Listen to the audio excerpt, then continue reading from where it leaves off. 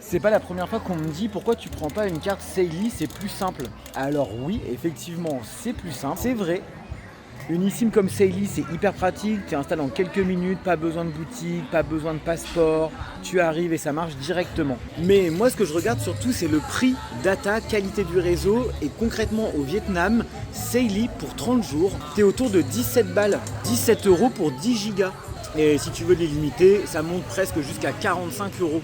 De mon côté, comme je l'ai expliqué dans la vidéo, j'avais déjà avec Free 35 Go dans le pays. Donc zéro urgence de prendre une carte SIM à l'aéroport. À l'aéroport, on me proposait du coup une carte SIM en illimité pour le Vietnam à 450 000 dong, ce qui fait l'équivalent de 14 €.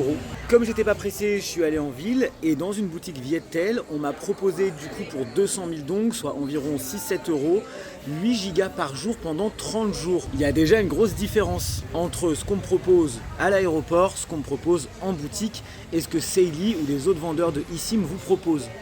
Donc oui, Saily et les autres vendeurs de eSIM, c'est simple, c'est pratique et c'est rapide. Mais clairement, c'est beaucoup plus cher pour beaucoup moins de data. Et comme je bosse avec mon téléphone, que je fais des lives, j'ai besoin d'un réseau solide, stable et local. Du coup, perso, je préfère attendre un peu, aller en boutique et du coup prendre une vraie carte SIM locale. Morale de l'histoire, les eSIM c'est pratique, ça dépanne. Les SIM locales égale beaucoup plus rentable si tu restes plus que quelques jours. Et en plus de ça, ce qui est toujours cool, c'est de devoir aller en boutique, parler avec les gens et faire ta carte SIM avec eux. Moi je trouve ça hyper sympa, tu vois, ça te fait mettre un peu dans le local et tout. Bref, chacun fait comme il veut, chacun fait aussi avec ses moyens. Bisous!